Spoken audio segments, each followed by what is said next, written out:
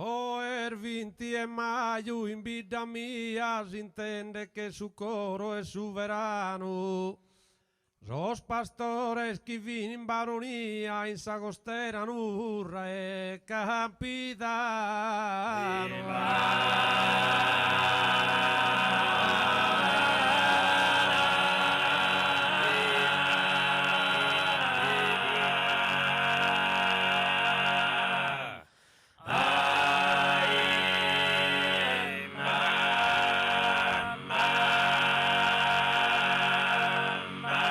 Torrana con su sacco e su gabbano e con Sarmento a saida nadia. Murgene da saida non lontano e disponen su latte in regalia.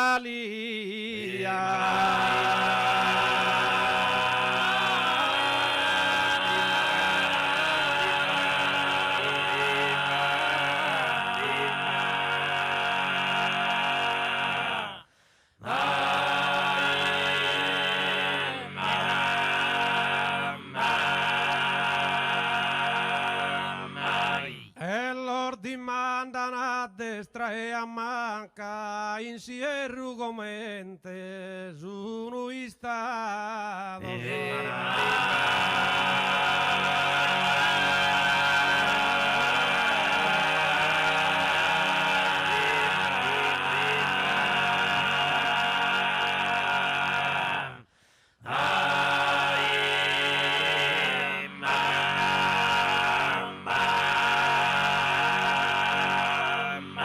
Risponden tristos e a boghe stanca, appena no che semmo su il francado da e su pagamento de sa stanca.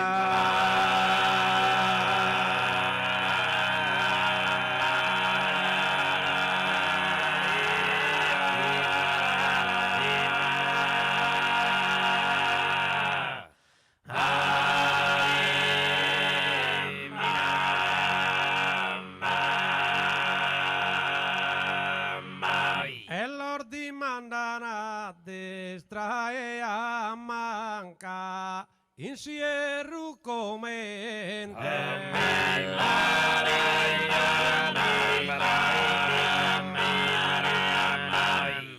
oh, in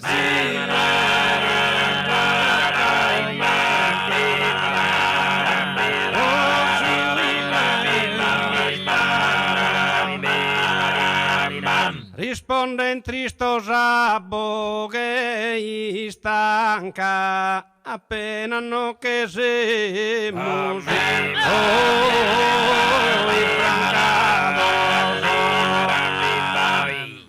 da e su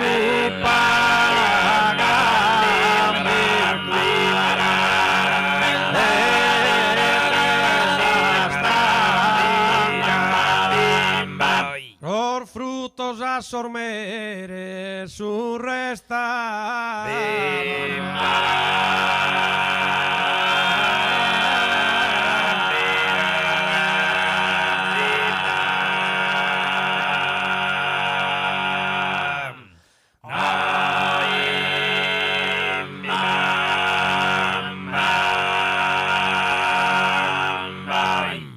Saluto a tutti, dai parte di Bannesio. Io sono a Cagliari e un po' invidio i miei amici del Tenore Murales che si trovano invece nella bellissima campagna orgolese. Intanto grazie al Tenore Murales di Orgosolo, a Franco Corrias e Bannantoni Busio, Sarvoes, a Maurizio Bassu e Giuseppe Corrias, as Ontras, a Antonio Musina e Luciano Zuccu, Sorbassos, e Salvatore Musina e Cosimo Mureddus al Mesvoese, dal quale abbiamo sentito cantare in versione Mibelli due tenores a uno a Saseria 20 de Maio, un sonetto di Peppino Marotto che descrive il 20 maggio orgolese. Non parleremo solo del 20 di maggio, abbiamo scelto questa data simbolica per i pastori orgolesi per parlare della pastorizia sarda e delle sue problematiche attuali. Però partiamo dal 20 di maggio proprio, che Era il giorno in cui tutti i pastori orgolesi rientravano dalla transumanza invernale trascorsa nelle pianure. Fino alla fine degli anni 70 i pastori di Orgosolo, per ragioni climatiche, erano costretti per la metà dell'anno, normalmente si partiva da Orgosolo a fine novembre, ad andare nei territori circostanti in cerca del pascolo. Dal sonetto di Peppino Marotto abbiamo sentito alcuni dei luoghi dove andavano a svernare i pastori orgolesi: Ampidano, Ostera, Nurra e Baronia, ma andavano anche in altre aree della provincia di Nuoro e anche in Gallura. Il rientro a Su Comunale Orgolesu era stabilito per il 20 di maggio ed era un giorno di festa perché rientravano al loro paese e dopo diversi mesi potevano finalmente riabbracciare i loro cari. Il 20 di maggio vigeva una consuetudine che voleva che il latte munto il giorno venisse offerto a parenti, vicini, amici o comunque a chi ne avesse bisogno. Lo cita anche Marotto nel sonetto che avete appena sentito: Murghene dai Savidda non lontano e dispone in su latte in regalia. Il pagamento del pascolo, il canone d'affitto, era davvero esoso. Pensate che consisteva nella metà dei prodotti del gregge, metà del latte, metà degli agnelli e metà della lana. Infatti il nome del contratto era parte di brutto, ma spesso il proprietario del pascolo pretendeva più della metà dei prodotti. Oltre alla metà degli agnelli e della lana pretendeva anche il 60% del latte. Nelle cattive annate, invece, dal momento che la produzione era scarsa e quindi la metà del prodotto non era abbastanza, pretendeva una quantità di litri di latte oppure di chili di formaggio a capo, e purtroppo qualche volta il pastore era costretto a vendere parte del capitale per poter pagare il pascolo. Abbiamo detto che da Orgosolo partivano a fine novembre, comunque prima che nascessero gli agnelli, anche se spesso questi nascevano durante la transumanza che si faceva a piedi e dunque poteva durare anche diversi giorni. La tosatura si faceva sempre prima di rientrare, anche perché, come detto, la metà della lana aspettava al proprietario del pascolo. Ad Orgosolo fino ai primi anni '80 veniva fatto osservare nella maggior parte dei terreni comunali un periodo di riposo, Juvardau, che andava dal 20 di marzo al 20 di maggio, periodo nel quale era proibito il pascolo. Questa regola non esiste più, per cui da quel periodo i pastori hanno cominciato a tenere il proprio bestiame nel comunale tutto l'anno. Peppino Marotto, nella poesia Salotta de Pratobello, nelle prime terzine, descrive bene la condizione del pastore transumante orgolese. È un bellissimo affresco davvero della transumanza. Cita Marotto anche la formula del contratto, metà de brutto e pius in contratto, di cui vi dicevo poc'anzi. La sentiamo adesso cantata dal tenore Murales a Salestra. Tenore Murales, Salotta de Pratobello. Ruvinte Sant'Andria proe, vini partidos con saro banzande, da esa montagna pasen el loco, pasen el loco.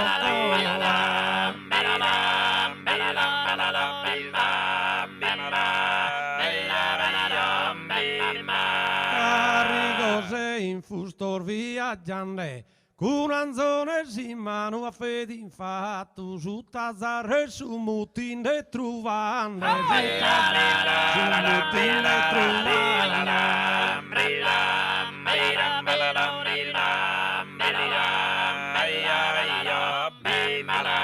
Questo plica emigrare in pianura, pro salvare su magro capitale da sol fritos y ferror de saltura. Ferror de saltura.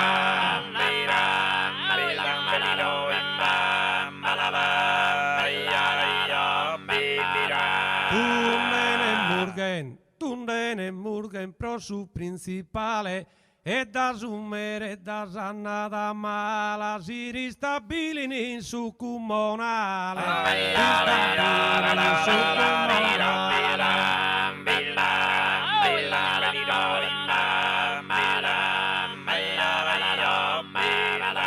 Casa paga esa affitto per moderata e poden liberamente pasculare se una gattera e muro so infilata.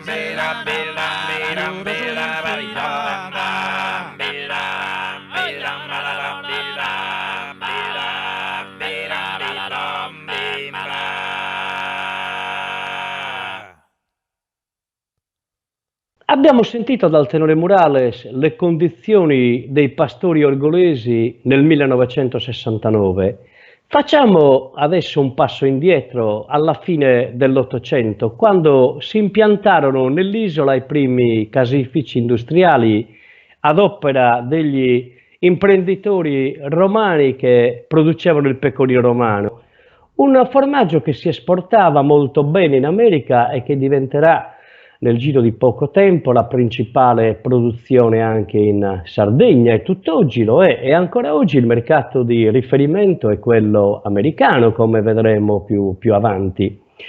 Tale lavorazione venne introdotta dopo il 1885, anno cui il sindaco di Roma introdusse il divieto di salagione del formaggio all'interno della città.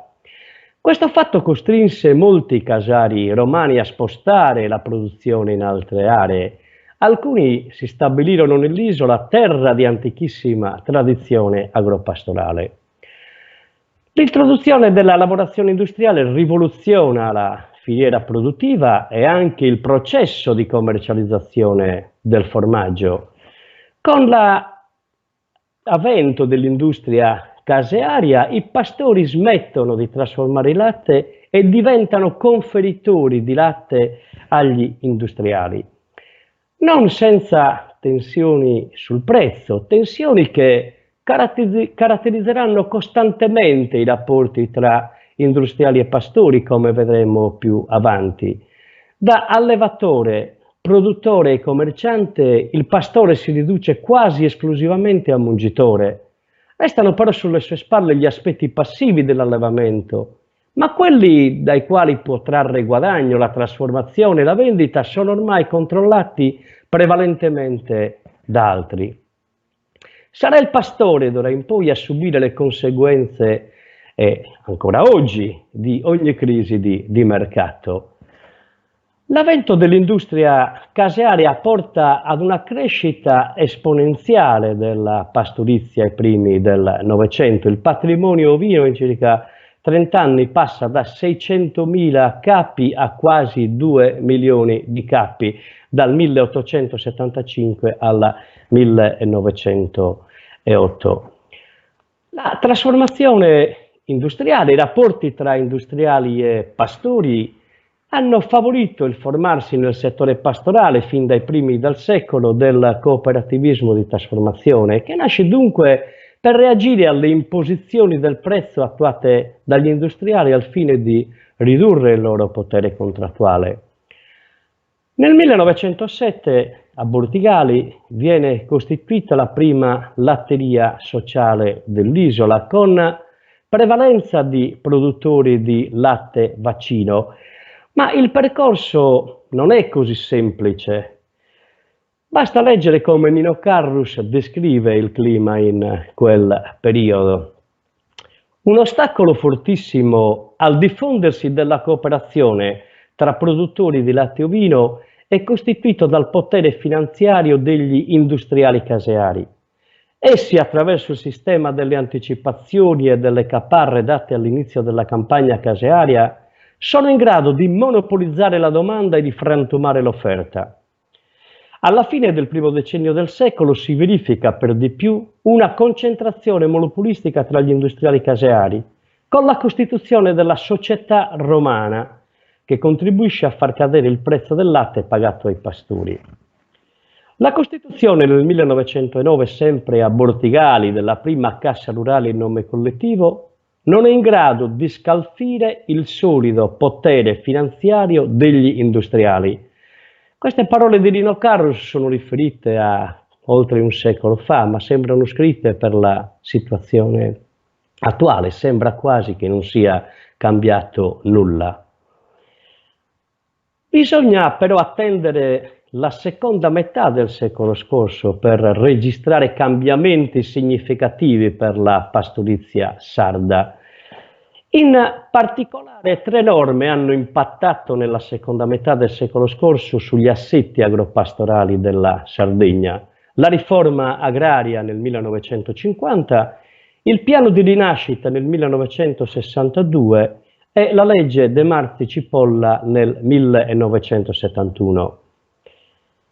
La riforma agraria nasce per impulso di Antonio Segni, ministro dell'Agricoltura del secondo governo De Gasperi, il quale si fece promotore di un complesso di leggi per realizzare il progetto di riforma agraria, il cui principio ispiratore era la terra a chi lavora.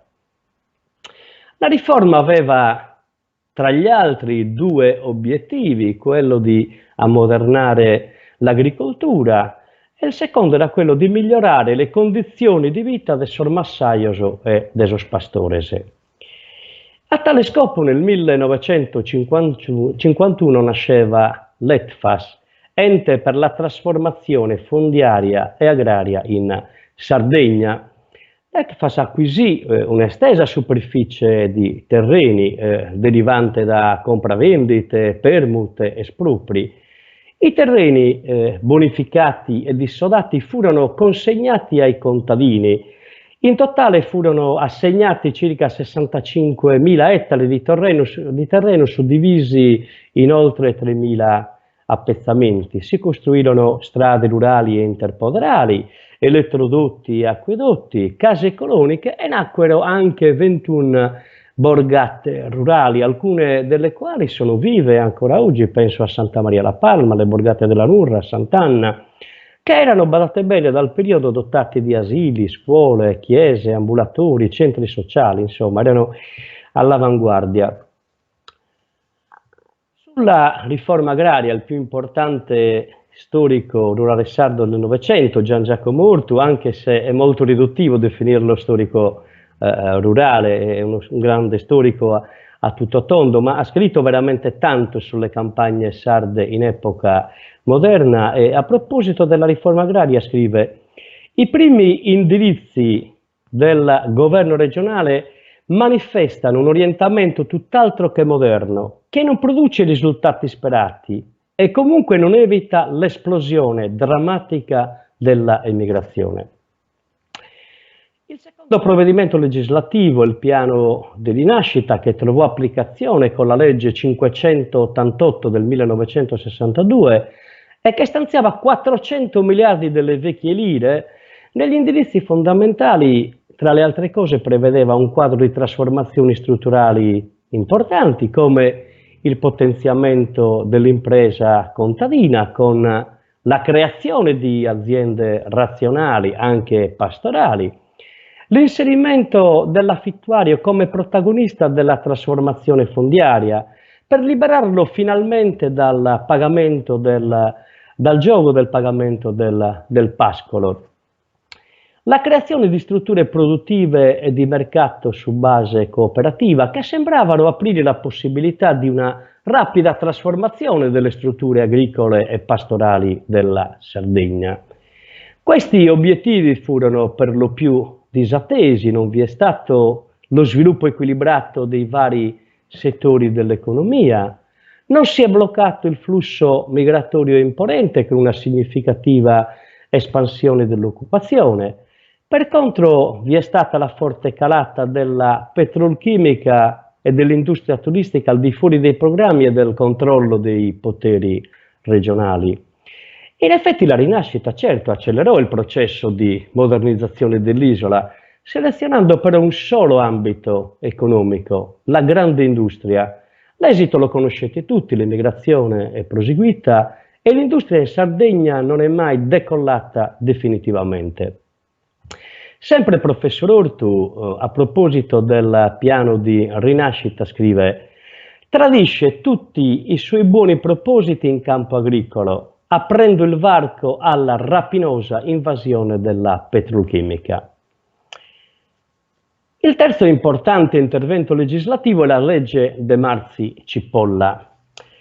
Guardate bene, ciò che ha caratterizzato la pastorizia sarda in tutta l'epoca moderna è la non coincidenza tra la proprietà della terra e la proprietà del bestiame, che nelle zone montuose, se per 6 mesi l'anno è risolta con i pascoli comunali, per altri 6 mesi costringe i pastori a pagare i pascoli esosi della transumanza. L'abbiamo visto all'inizio, metà di brutto e più incontrato. Ovviamente questi canoni, il pascolo, ha un'alta incidenza sulla redditività dell'azienda. La legge De Marzi-Cipolla ha assoggettato i contratti d'affitto a un equo canone, risultando molto meno onerosi per il pastore e quindi facendo lievitare in maniera significativa la redditività dell'azienda pastorale. La legge in effetti ha contribuito a far abbassare in maniera significativa il canone d'affitto con una riduzione media del 40%. Questo ovviamente ha avuto ripercussioni sul mercato fondiario, dal momento che molti proprietari, non potendo contare più sul reddito congruo, cedettero il loro fondo agli stessi affittuari. In definitiva, i pastori hanno potuto finalmente comprare la terra. E in effetti tra il 1971 e il 1982 le superfici a pascolo subiscono un incremento del 28%. Per la prima volta dunque i pastori, avendo la disponibilità certa e duratura dei terreni, hanno potuto investire e programmare la propria attività. Hanno potuto apportare quei miglioramenti fondiari aziendali che i proprietari ovviamente non apportavano e che loro come affittuari non potevano apportare. Si sono diffusi gli edifici razionali di allevamento. In sostanza gli allevamenti si trasformano in aziende stanziali, in una zootecnia stabulare accompagnata dalla pratica delle foraggiere e dei prati irrigui. Professor Nuvoli, a proposito della legge De Marzi-Cipolla, e non si può non condividere questo pensiero, scrive: la legge De Marzi-Cipolla coincise con la vera modernizzazione dell'allevamento ovino in Sardegna. Raimondo Piras, con la sua poesia Pastores, descrive lo sfruttamento terribile da parte dei proprietari terrieri. L'affitto del pascolo in effetti costituiva una rendita parassitaria per la proprietà fondiaria assentista. Le tangenti parassitarie le ha definite un interlocutore di Peppino Fiori in un'intervista alla Società del Malessere, poiché non richiedeva alcun intervento da parte dei proprietari, molti dei quali non sapevano nemmeno dove era ubicato il loro terreno. Raimondo Piras scoglie pienamente questo aspetto e scrive, fra un po' lo sentirete cantato: il richin de su padronu di un usarto arrestato, deserto e abbandonato. Subito dopo sentiremo ancora una poesia di Peppino Marotto, Sulamentu de sos agrarios, che descrive invece gli umori padronali in seguito alla De Marzi-Cipolla. Le sentiamo entrambe cantate adesso dal tenore Murales: Pastores a Ballotundu, Esulamento de sos agrarios a Savardina. Tenore Murales, Pastores. E cantate su erau,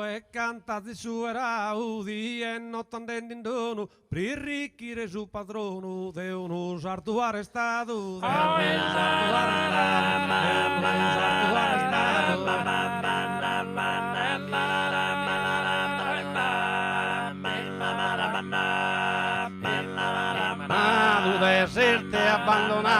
Deserte è abbandonato, eppure in tanto abbandono, la zis pagato che buono, a sorricos possessores, a sorricos possessores.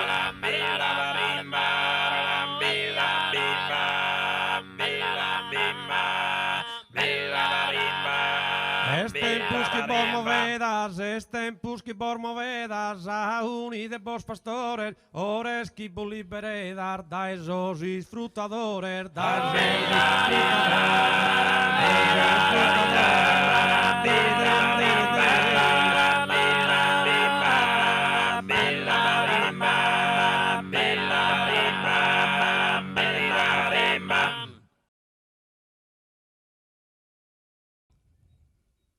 Si lamentan sormerer de esas tancas, si lamentan sormerer de esas tancas, prosales de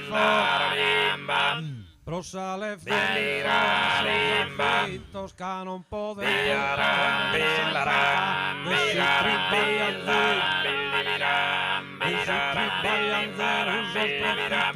de su de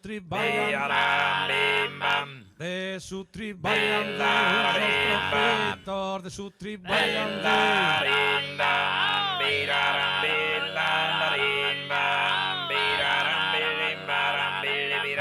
nella nalate capito randones e frutos en affrontare sul fritto non può impedire sul milione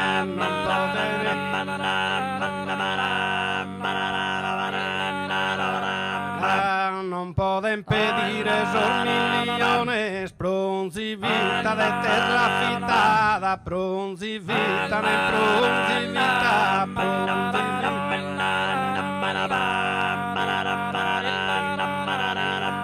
Comente a buffones, comente a casa paga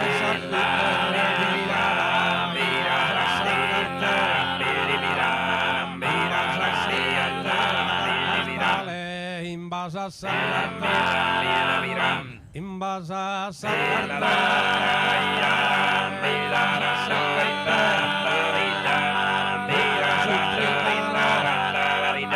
che erda su 39 accreditata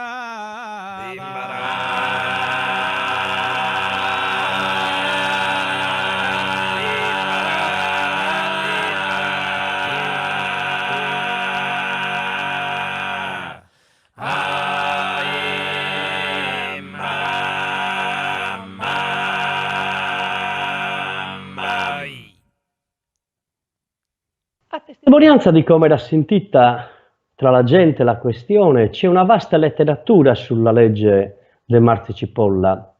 È stata tema anche di una gara poetica in occasione della festa di Santo Vicente a Orroli nel 1971. Si sono confrontati i poeti Peppe Zuzzu e Giovanni Seu. Seu a favore del Salese, Peppe Zuzzu contra. L'ovile era al centro della vita del pastore. La vita del pastore ruotava intorno a suo ovile. L'ovile era il luogo in cui il pastore viveva, il luogo in cui si svolgevano le attività economiche, si sviluppavano i rapporti, le relazioni sociali. L'ovile era anche un luogo di formazione, una scuola di vita, quella che Michelangelo Pira definisce la scuola impropria, nella quale il compito del sumere, il padrone, era quello di fare del suo Zerà, il servo, non soltanto un pastore esperto, ma anche un uomo. Scrive Michelangelo Pira, l'ovile era una scuola dove il padrone trasmetteva al servo tutto il sapere, e cioè tutti i frutti dell'esperienza tecnica, giuridica, morale e linguistica. Si imparava a richiamare con un fischio, con una voce il gregge, a conoscere dalla fisionomia ogni singola pecora, nonché il gregge dal suono dei campanacci e dal belatto. Assistere la pecora al parto, interpretare i segni del bestiame, affrontare le lunghe distanze della transumanza.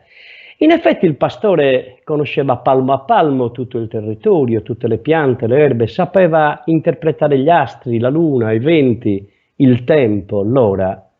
Ma non basta, continua Pira. Assieme a queste capacità tecniche, nell'ovile si imparavano e si esercitavano quelle morali: dedizione al lavoro, rispetto dei pascoli e delle pecore dei vicini, risposta proporzionale all'eventuale offesa, lealtà nei rapporti sociali. All'interno dell'ovile, ma non solo, si sviluppava il rapporto di lavoro. Si trattava di un rapporto di lavoro che coinvolgeva due soggetti. L'abbiamo appena sentito nelle parole di Michelangelo Pira: Giumere, proprietario del gregge, e Giuferau, che apportava la forza lavoro. Fino agli anni 70 quella di Giuferau era una vita fatta di condizioni di lavoro molto dure che comportavano solitudine, freddo, sacrifici, responsabilità. Iniziavano quando si era ancora bambini, cominciavano a 7-8 anni, mentre anzonarios, custodi di agnelli, strappati agli affetti familiari, obbligati ad abbandonare la scuola. Il contratto di lavoro salariato era sempre verbale, raramente veniva fatto un contratto scritto, a tanto la parola ontavada. Durava normalmente un anno e l'inizio e la scadenza erano stabiliti per la festa principale del paese. Ad Argosolo era a Mesaustu, che era anche il momento in cui avvenivano le contrattazioni per il rinnovo del contratto. La retribuzione era in denaro, più frequentemente in natura, e in quest'ultimo caso il compenso annuo poteva essere dato da un certo numero di pecore, oppure da un certo numero di pecore più il pascolo gratuito per le stesse. Allora il contratto prendeva il nome di arroba branca, o ancora dal pascolo gratuito per un certo numero di cappi di bestiame di proprietà di Suzerau che pascolavano insieme a quelle di Sumere, e allora prendeva il nome di appastura branca. Sumere si faceva carico anche del vitto e dell'alloggio di Ubrennu, e in alcuni casi anche di qualche capo di vestiario, una coperta di orbacci su Sau e un paio di scarpe su Arzu. La formula infatti era Arzau e Bestio. Oltre a questo c'era ben poco, non era previsto orario di lavoro, non parliamo del riposo settimanale o delle ferie, ammalarsi era proibito. Non esisteva, se non in alcuni casi, l'assicurazione, e la stessa retribuzione non teneva conto del reale lavoro svolto. Anche Sumere però si trovava nelle stesse condizioni, condivideva sacrifici e sofferenze, svolgevano la stessa quantità di lavoro e mangiavano le stesse cose. Ad Argosolo, badate bene, Suzerau non mangiava da bandasa, Merezerau mangiavano sammattissimesa, sempre. Dormivano entrambi in condizioni disumane, su pro dessar voltas a sala dessa roba, all'addiaccio, o si un infortunato in una lapinna, una baracca. Come ha scritto bene l'avvocato Pinna, le necessità della vita pastorale spengono e attenuano le differenze tra padroni e servi. Questo quadro tradizionale del mondo pastorale ha subito un mutamento negli ultimi 40-50 anni, innanzitutto dal punto di vista giuridico, in quanto vengono applicati contratti sindacali con tutti i diritti.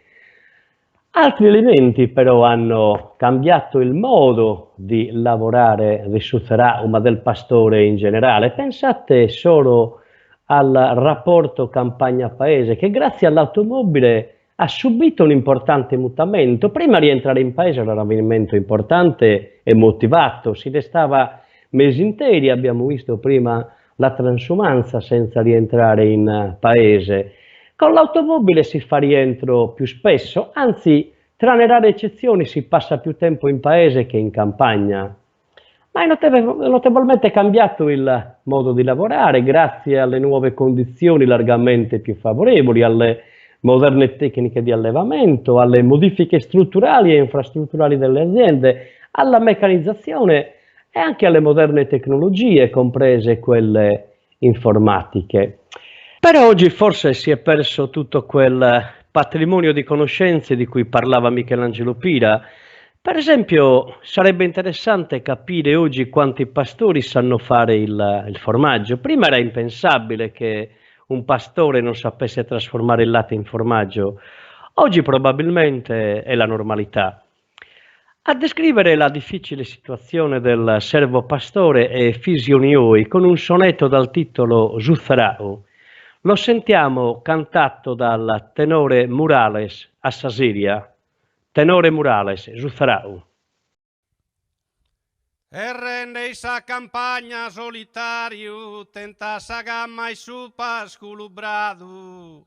Sergalo a su sistema millenario, galdas a preistoria heredado.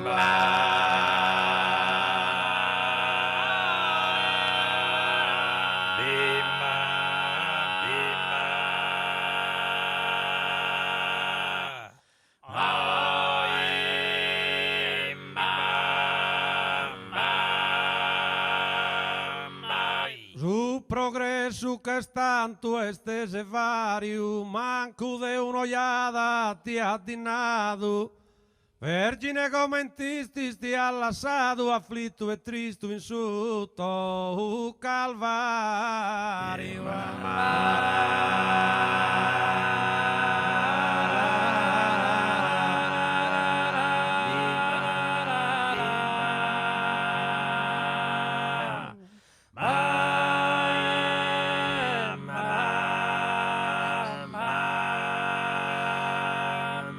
Su terrieri chi industriale prolisa aumentare.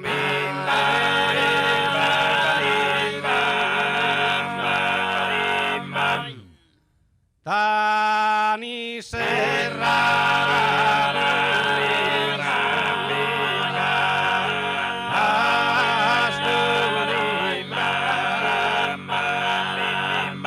indunir fruttamento bestiale,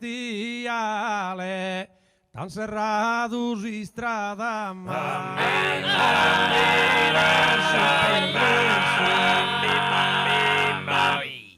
oh, tan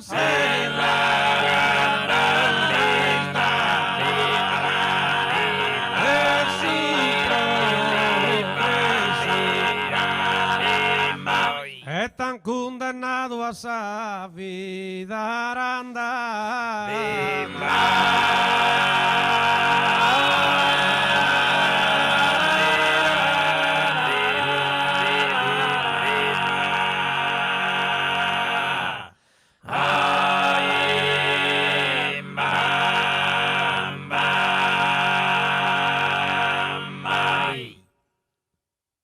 Io provo a fare una fotografia anche di altri fenomeni che si registrano nelle campagne sarde nel corso della parte del Novecento, della seconda parte del Novecento fino ai giorni nostri.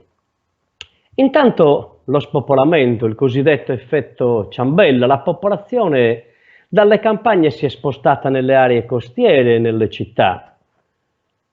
Gli occupati in agricoltura sono crollati. Nel 1950 erano oltre il 50%, oggi sono meno del 10%. Le superfici coltivate a cereali si sono ridotte a un quinto, si è passati da circa 250.000 ettari negli anni 60 a poco più di 50.000 ettari attuali. Gli allevamenti ovini si sono spostati verso le aree migliori in pianura, in quelle aree una volta occupate dalla cerealicoltura, mentre i caprini si sono concentrati fondamentalmente nelle aree montane. I capi ovini sono cresciuti da 2,6 milioni negli anni 50, sono passati ai 3 milioni di oggi. I capi caprini negli anni 50 erano 500.000, oggi sono poco meno di 300.000, si è praticamente quasi dimezzato il patrimonio caprino. Le aziende ovine sono passate da 22.000 nel 1950 alle 12.000 attuali, si sono praticamente dimezzate, così come le aziende caprine che sono passate da 4.500 nel 1950 a circa le 2.200 attuali. Per contro c'è stato un aumento delle consistenze aziendali, per gli ovini le consistenze aziendali sono più che raddoppiati, da una media di 120 capi si è passati a 250 capi, anche nei caprini sono cresciute le consistenze, dai 110 capi degli anni 50 si è passato ai 130 capi attuali. A partire dagli anni 50 del secolo scorso e per i 3 decenni successivi altri eventi scuotono il sistema pastorale tradizionale della Sardegna. Il primo è la meccanizzazione. La più rilevante innovazione degli anni 60 è stata, oltre all'automobile, la diffusione delle trattrici. Negli anni 70 e 80 invece si diffondono gli edifici razionali di allevamento, i miglioramenti fondiari e l'assistenza tecnica diffusa. Negli anni 90 si registra invece la diffusione della mungitura meccanica e della refrigerazione del latte alla stalla. Nel mentre nasce il secondo piano di rinascita, la legge 268, ha dato ampio contributo la commissione d'inchiesta sul banditismo, la commissione Medici. In effetti lo scopo del secondo piano di rinascita era quello di correggere l'indirizzo praticato con la prima programmazione e dunque si pone prioritariamente quello dell'esigenza della trasformazione e ammodernamento del sistema agropastorale nel quadro dell'ammodernamento dell'agricoltura. Neanche stavolta però, nonostante la dotazione di circa 600 miliardi di lire, la riforma del settore agropastorale andrà in porto. In conclusione, gli obiettivi programmati non hanno avuto esito diverso o migliore del primo. Nello stesso periodo si cerca di impiantare in Sardegna l'industria pubblica e privata. Lo sviluppo industriale aveva degli obiettivi dichiarati, cioè incrementare l'occupazione, frenare l'emigrazione, creare comunque il benessere generale. E l'industrializzazione di Ottana in particolare aveva come obiettivo quello di debellare il banditismo in Barbagia. Dunque le fabbriche di Ottana servono a porre un argine al fenomeno del banditismo. L'industrializzazione a Ottana non risponde dunque ad esigenze di sviluppo economico, ma a necessità di ordine pubblico. In realtà, con il pretesto della lotta al banditismo si voleva trasformare la Sardegna, con il pastore che, liberato finalmente di Cambales e Tas Edda, avrebbe vestito la tuta dell'operaio. Dalle parole del ministro Ottaviani in visita a Ottana emerge però che il vero obiettivo è quello di eliminare quell'assetto tradizionale che si è consolidato con gli attuali rapporti di produzione, al fine di distruggere definitivamente il malessere proprio della società e dell'etica pastorali. Quel malessere, cioè, sul quale allignano i ben noti fenomeni criminali delle zone interne della Sardegna. In definitiva, per il ministro Ottaviani, ma non solo per lui, purtroppo, è valida l'equazione pastore uguale bandito. Io credo che per i sardi delle zone interne questa sia stata una cosa difficile da digerire. Una cultura millenaria, portatrice e custode di valori straordinari, li abbiamo appena accennati prima con Michelangelo Pira, oggi riconosciuta anche patrimonio dell'umanità da parte dell'UNESCO, liquidata da alcuni troppi ben pensanti del periodo come cultura criminale. Antonello Satta, con la sua solita prosa arguta e affilata e con la sua solita carica ironica, scrisse che si portarono le industrie a bocca di bandito. La stessa commissione parlamentare d'inchiesta, abbiamo detto, istituita per indagare sui fenomeni del banditismo, mise in luce non solo i problemi del mondo pastorale, ma anche le carenze, queste sono parole della Commissione, gli errori di un programma di investimenti non ancorato alle realtà locali e perciò non idonei allo sviluppo, al rinnovamento e alla trasformazione dell'economia sarda. Da un lato quindi criticava il comportamento che lo Stato aveva tenuto, non solo oggi ma da sempre, in Sardegna, e dall'altro individuava nel recupero economico nella trasformazione della pastorizia, nel cambiamento dell'assetto proprietario della terra, la possibilità di fronteggiare il fenomeno criminale. Diciamo che c'è, bisogna riconoscerlo, un miglioramento nell'approccio, ma l'assunto non cambia, il pastore rimane un bandito. Gli stessi aspiranti operai inviati a fare i corsi di formazione nel continente prima di essere assunti avevano da subito capito i reali obiettivi e denunciano che quella che nella propaganda politica aziendale era stata presentata come la fabbrica della speranza è un progetto di dominio complessivo del territorio, il cui scopo è la distruzione dell'economia pastorale esistente. Sappiamo tutti come è andata a finire. La teoria dei poli di sviluppo ha prodotto cattedrali nel deserto. A dire la verità, non sono nate nel deserto, il deserto lo hanno creato. Quel modello di sviluppo incentrato essenzialmente nella grande industria di Stato e privata, specie quella petrolchimica, ha devastato e depauperato il territorio, ha degradato e inquinato l'ambiente, ha diffuso tumori, ha distrutto il tessuto economico tradizionale, ha causato l'abbandono, lo spopolamento delle campagne, senza peraltro creare occupazione e benessere e senza fermare l'emigrazione.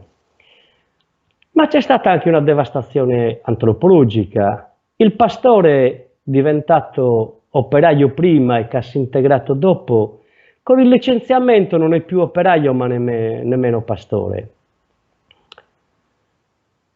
A cantare magistralmente la tragedia del pastore diventato operaio a Tana è Giuseppe Rubano, Marzotto, con Zuballo de Antonello, in cui descrive il passaggio da pastore a operaio, l'illusione del posto fisso e della tranquillità economica e infine il dramma della malattia. Tenore Murales, Zuballo de Antonello. Antoni balla custu ballo tundu, o non t'ammentas prusualu brincare, t'han imparato un ballino tana, ini e zicchi di vaghen ballare, zicchi di vaghen ballare.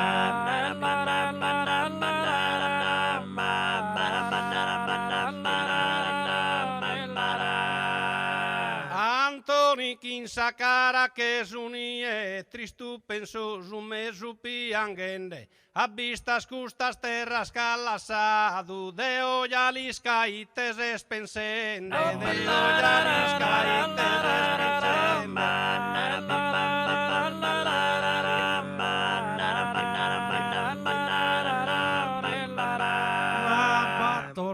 De malas annadas, pagando esos terrinos que isoro, custrintu piangendo in custu logu, lasciadu a po bestias e coro, lasciadu a po bestias e coro.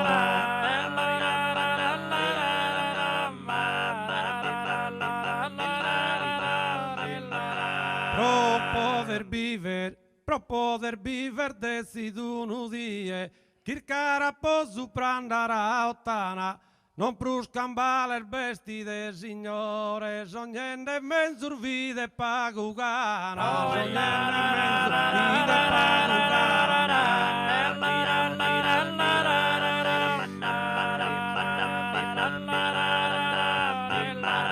Arribas a vrabbica promissada e vorrà spare su paradiso, ma poi in introdise resu conto e il raster morto su sorriso, e il raster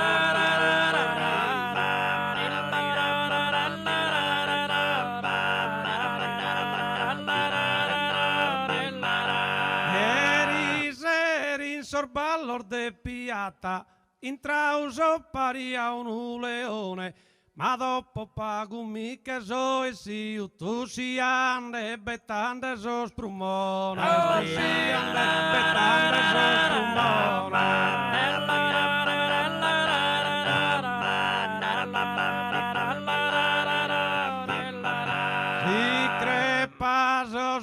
perde sa salute, it importada cusos panzi mannos, Sateru dies unum mortos tres, et zovanor fortes i sormenzus annos, et zovanor fortes i sormenzus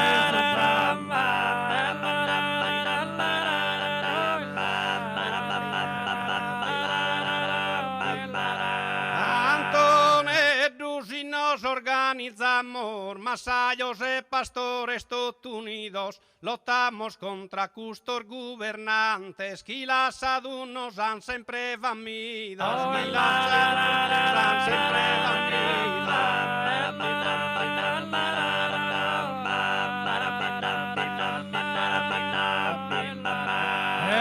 emigraro andare lontana, non dai a bisogno su pastore, si su governo si vidamentau de noi se non de pago signore, de noi se non de pago signore.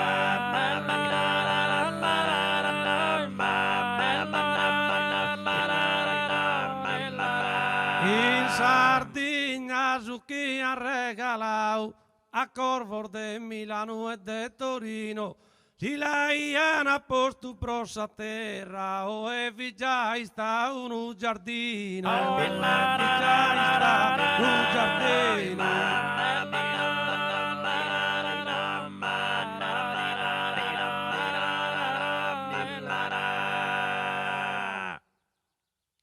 Dopo questo viaggio veloce su alcuni aspetti della pastorizia sarda nel Novecento, facciamo un breve quadro della pastorizia attuale. Il settore ovicaprino in Sardegna conta circa 3 milioni di cappi ovini e 290.000 cappi caprini. Le aziende ovine sono circa 12.000, quelle caprine 2.200 e il settore conta 40.000 addetti all'incirca. E il settore della produzione primaria produce 300 milioni di litri di latte, anche questo dato è un po' ballino, poi vedremo anche perché. Mentre il settore della trasformazione produce circa 550.000 quintali di formaggio all'anno e vanta 3 prodotti il settore a marchio DOP, il pecorino romano, il pecorino sardo e il fiore sardo. Questi 3 formaggi a denominazione d'origine protetta rappresentano il 60% della produzione all'incirca. La parte del leone la fa il pecorino romano con 310.000 quintali, il pecorino sardo purtroppo soltanto 15.000 quintali, così come pochi sono quelli del fiore sardo, circa 5.000 quintali.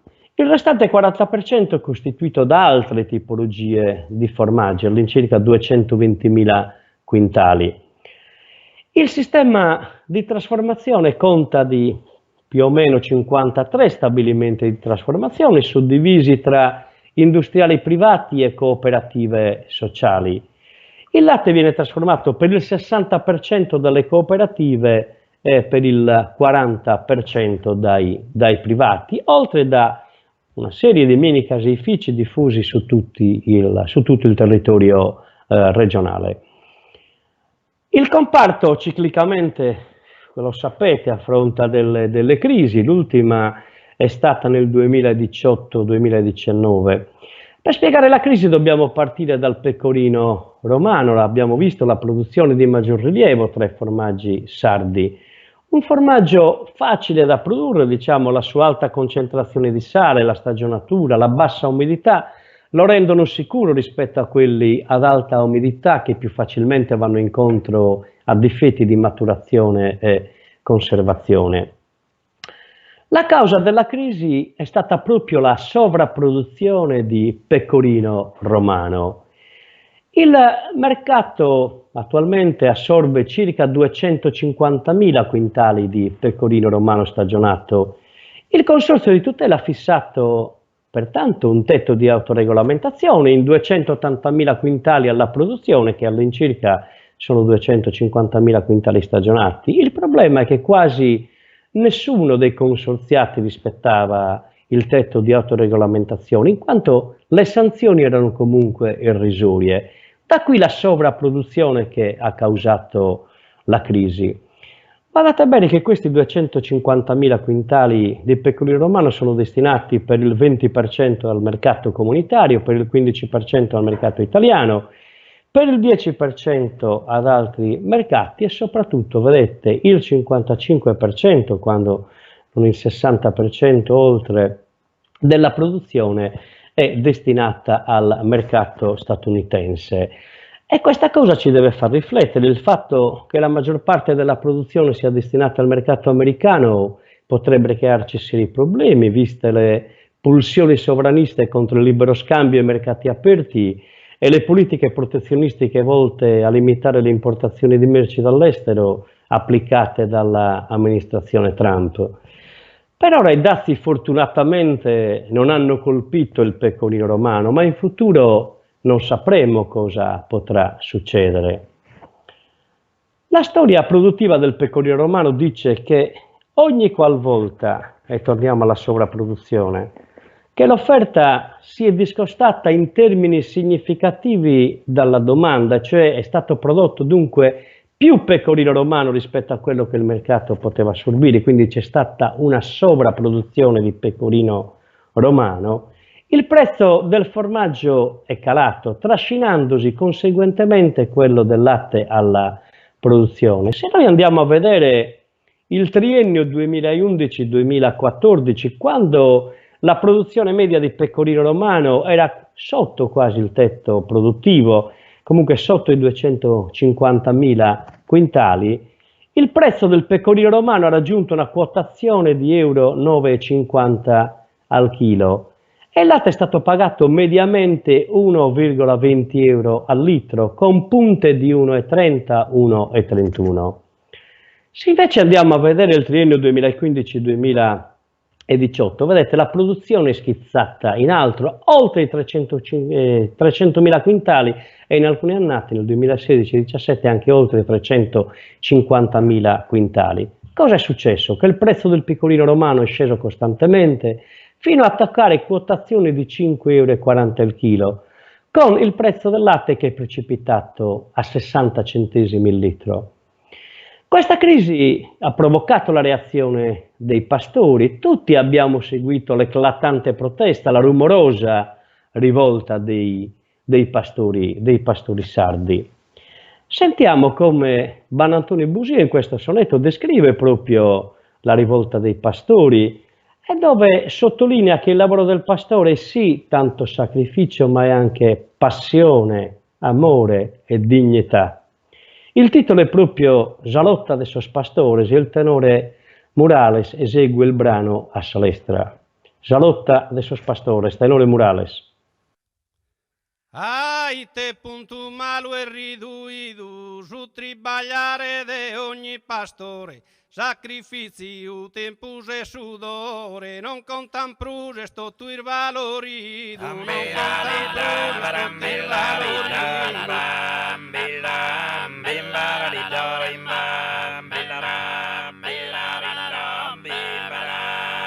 accanto britto malo e astraore, a basenie se lentina spridu, cantu sacrificare chi zambido,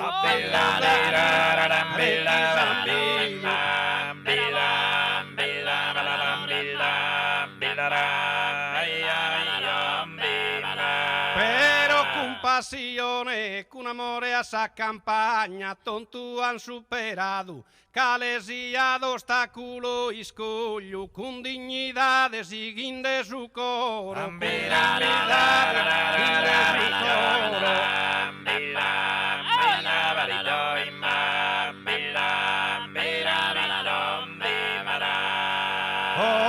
Pero su latte han fuliado, dignos han protestado con orgoglio, pro sa difesa e su tribaglio e solo, pro sa difesa e su tribaglio e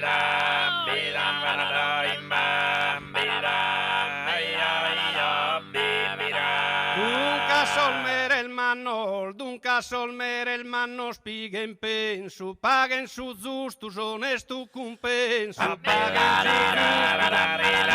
giusto, compenso.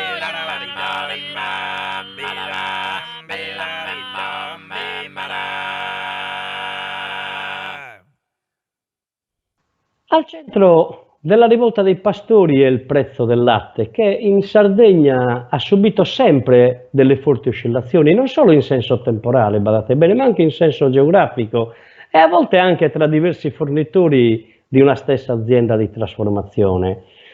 Nel 2019, dopo le proteste di cui parlavamo e numerosi tavoli di confronto istituzionali, è stato sancito un accordo.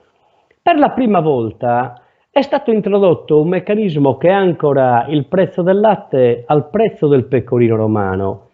In realtà da sempre il prezzo del pecorino romano ha determinato il prezzo del latte. Per la prima volta però questo viene messo per iscritto.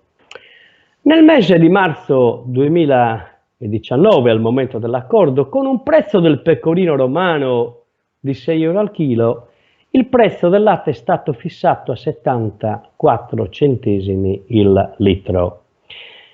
L'accordo ha stabilito degli scaglioni. All'aumento del prezzo del pecorino romano doveva corrispondere un aumento del prezzo del latte, così come abbiamo detto, il prezzo del pecorino romano è a 6 euro, il prezzo del latte doveva essere 74 centesimi. Quando il pecorino romano aumentava a 6,50 euro, il latte doveva essere pagato a 76 centesimi e così via fino ad arrivare al pecorino romano quotato a 8,50, il latte doveva essere pagato a 1,02 euro. Ma se noi andiamo a vedere il prezzo, l'andamento dei prezzi del pecorino romano dopo il mese di marzo del 2019, registriamo una crescita continua, ma il prezzo del latte, che secondo l'accordo doveva crescere al crescere del prezzo del pecorino romano, non si è assolutamente modificato, è rimasto fermo a 74 centesimi, cioè è come se il prezzo del pecorino romano fosse stato a 6 euro, ma in realtà così non è. Nonostante questo, l'industria privata nella scorsa campagna ha liquidato 74 centesimi al litro. E badate bene che le cooperative per il 2019 stanno chiudendo i bilanci, adesso ad aprile hanno chiuso, stanno liquidando da 0,90 a oltre 1 euro il litro. Alcune cooperative dovrebbero spuntare anche 1,10 euro.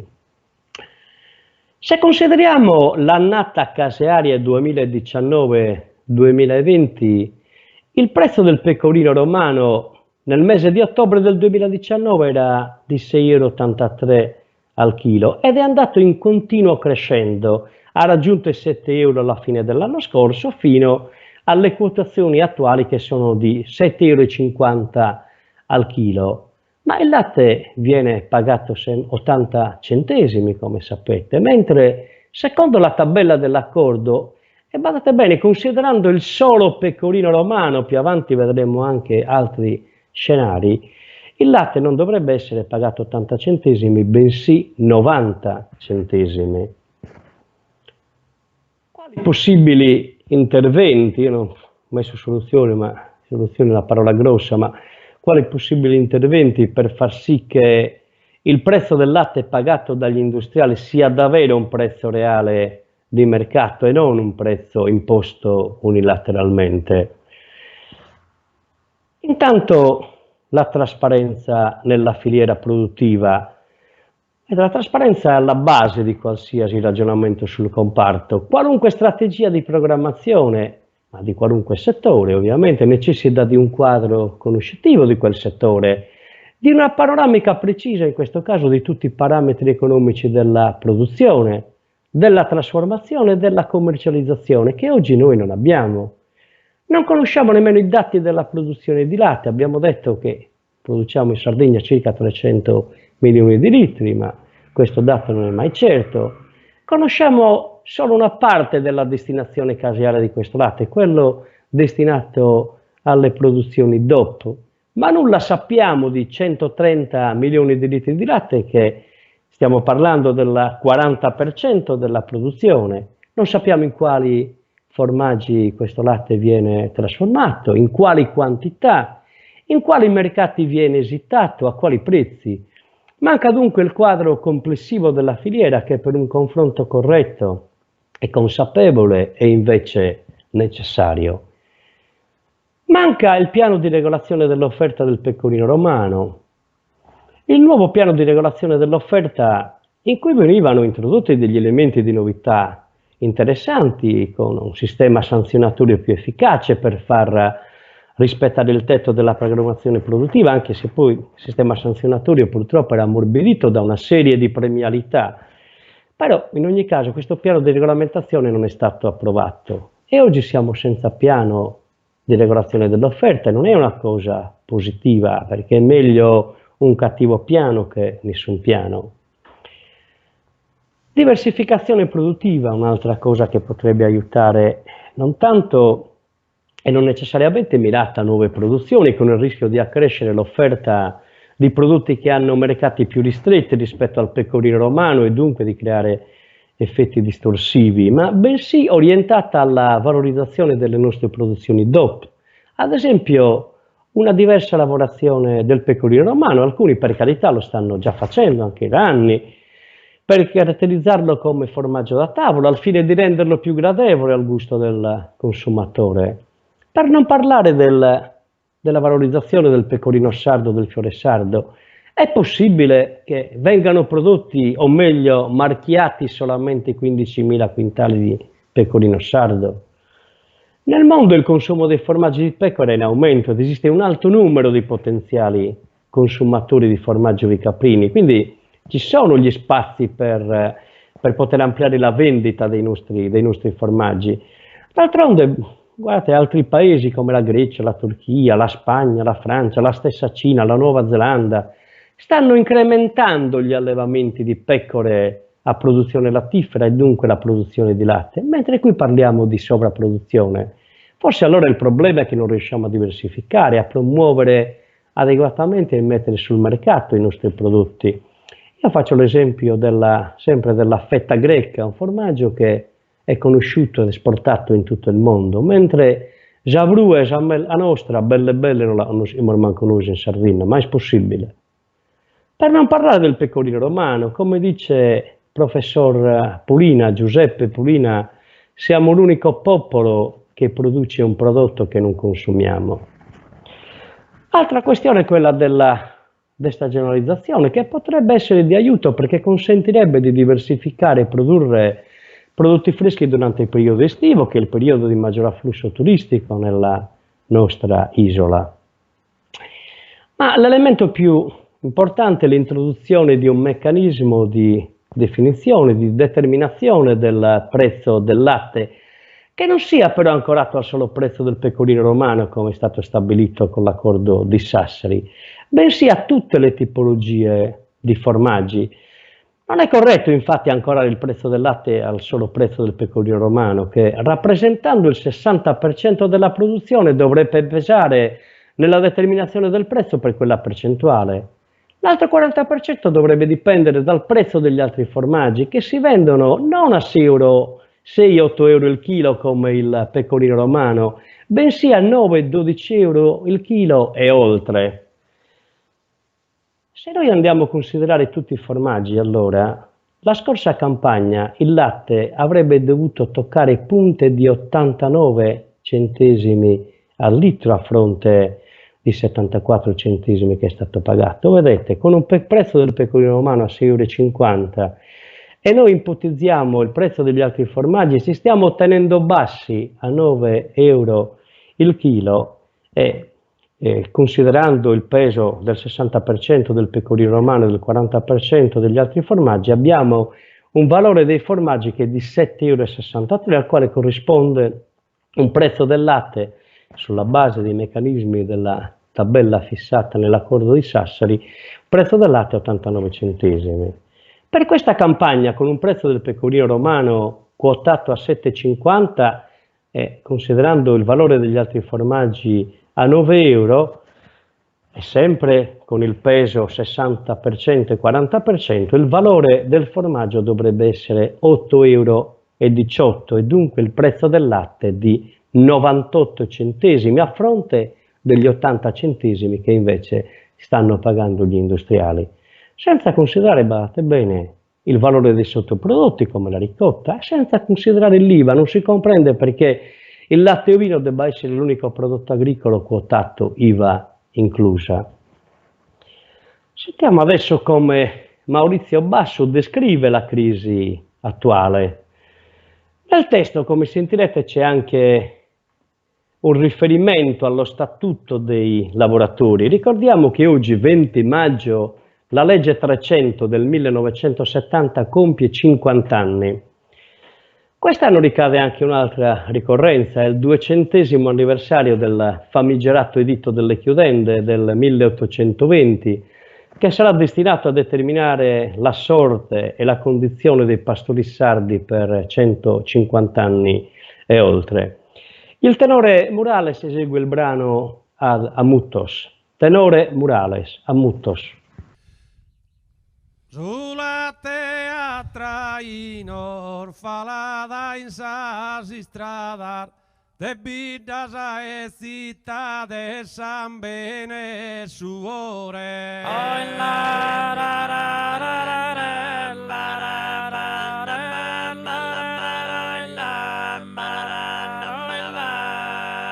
Sulla teatra in non traballen de badar, de harta dignidade, sa persona caminos prototus os pastores.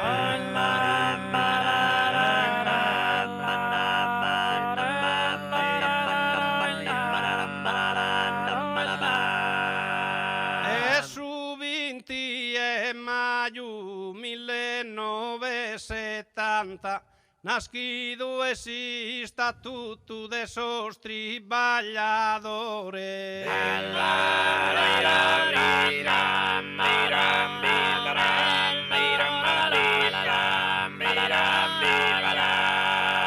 E su 20 maggio sa paga giusta e santa, a pan trabalho e fruto de todos os pastores de sa Sardiña espallo.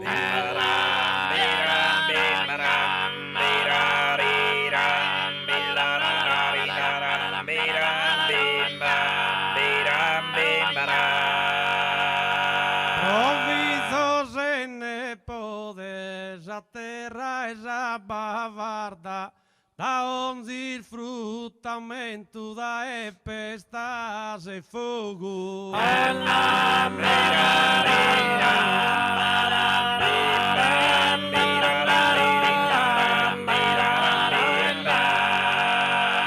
Provizos en poder de custisola sarda, da maraggia in argento, pastores de su logus y edas a custode.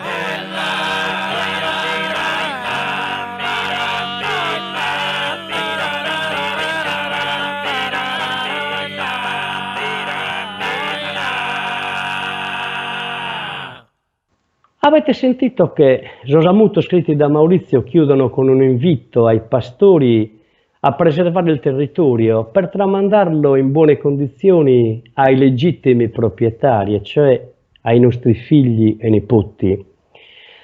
In effetti il pastore, come tutti gli agricoltori, è chiamato a nuove sfide, non solo economiche, ma anche ambientali, che tendono tra l'altro alla produzione di beni pubblici a beneficio di tutta la collettività. La difesa ambientale, la tutela del suolo, la tutela delle acque, la mitigazione degli effetti dei cambiamenti climatici, deve garantire non solo l'approvvigionamento degli alimenti, ma anche la sicurezza e la salubrità alimentare tramite l'osservanza del benessere e la salute degli animali. Il pastore e l'agricoltore dunque erano e sono i custodi del territorio. L'Unione Europea finanzia la pastorizia e l'agricoltura in genere e in cambio chiede però che essi abbiano ricadute positive sull'ambiente, sul clima, sul territorio. E in effetti l'agricoltura e la pastorizia generano dei benefici, le cosiddette esternalità positive per la collettività. Per questo il pastore riceve quei contributi. Purtroppo, come abbiamo visto, qualcuno evidentemente crede che quei contributi il pastore non li meriti. e pensa di sottrarglieli attraverso un pagamento non equo del latte, ma anche degli agnelli e della lana. La pastorizia in Sardegna, nonostante la sua importanza a livello economico, non va misurata soltanto in termini di punti percentuali del PIL prodotto. Certo, il peso economico è notevole, la pastorizia sarda muove un fatturato di circa 400 milioni di euro, pari al 25% del fatturato agroindustriale regionale. La Sardegna è il più importante produttore nazionale di latte ovino e caprino, più di 2/3 del latte ovino e più della metà del latte caprino a livello nazionale sono prodotti in Sardegna. Occupa tra diretti e indiretti più di 90.000 persone. Sul piano economico la pastorizia crea ricchezza diffusa, un rilevante indotto che in maniera diretta o indiretta è collegato al mondo pastorale. Caseifici, mangimifici, trasporti, mattatoi, settore meccanico delle costruzioni, fino ad arrivare al terziario.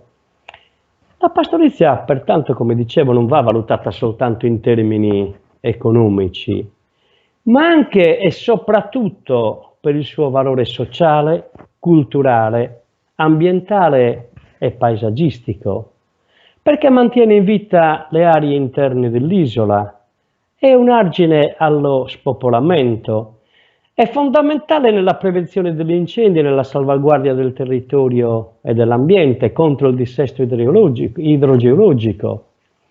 La pastorizia è un'industria endogena, legata al territorio e ai saperi tradizionali, diffusa ubiquitariamente in tutta l'isola, non come i poli di sviluppo industriale. È in forte simbiosi con la storia, la tradizione, la civiltà, la cultura e la lingua sarda. Costituisce dunque un elemento fondamentale dell'identità di un popolo e non è possibile pensare una Sardegna senza le pecore.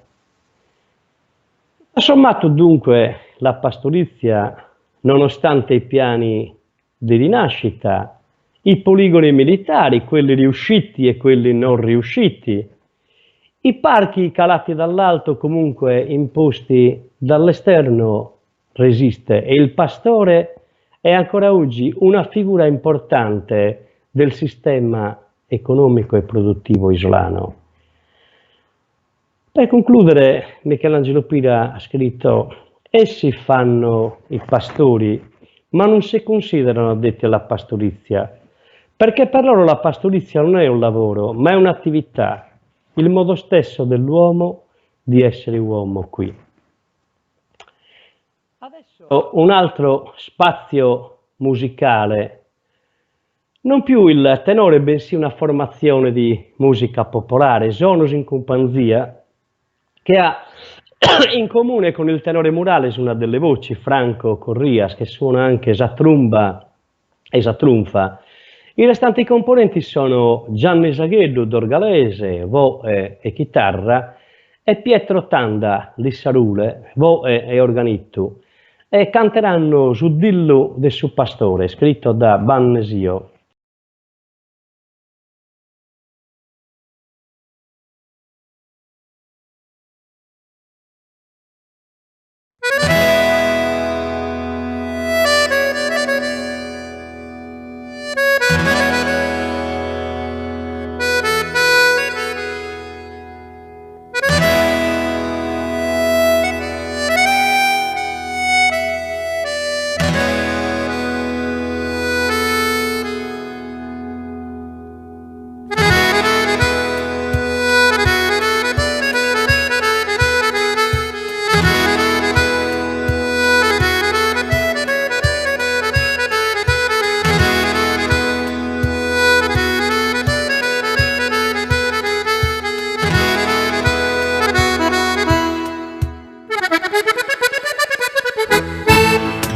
Esa roba incuidado, pero su latte male spagato, naranchi in cussu e su mercau, rocche trampare a male vadau. Bogar a campo, contos a claro, tanda su preio e sempre caro, contra stato scritto che erimmo noi, casino l'amorriti del boys, casino l'amorriti del boys, dilliriti, dill'iritella, dilliriti, dilliriana, dilliriti, dill'iritella, dilliriti.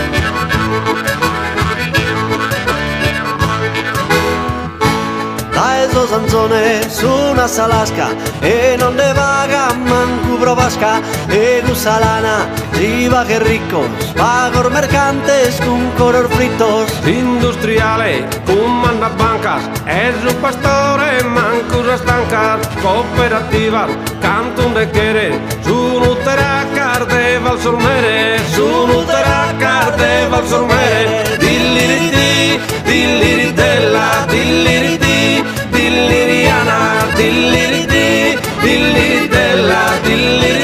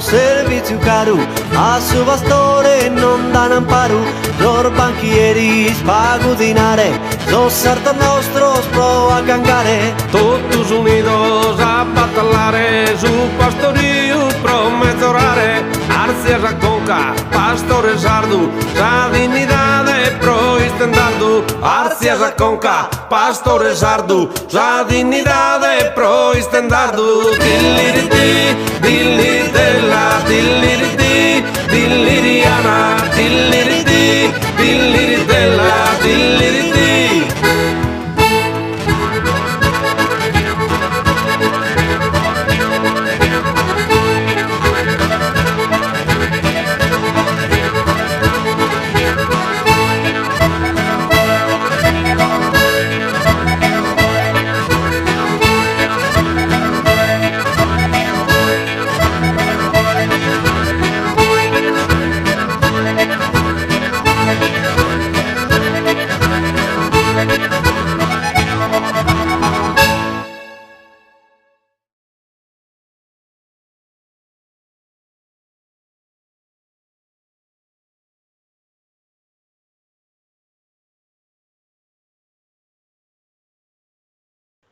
Chiudiamo con una quartina del mio carissimo amico e compaesano Narcisi Monne, che ha anche l'importante merito di aver dato animazione attraverso un'accurata progettazione grafica e delle fotografie straordinarie a questi testi, oltre a preziosi consigli, essendo un profondo conoscitore del mondo delle campagne. Grazie a de oro, Narcisi.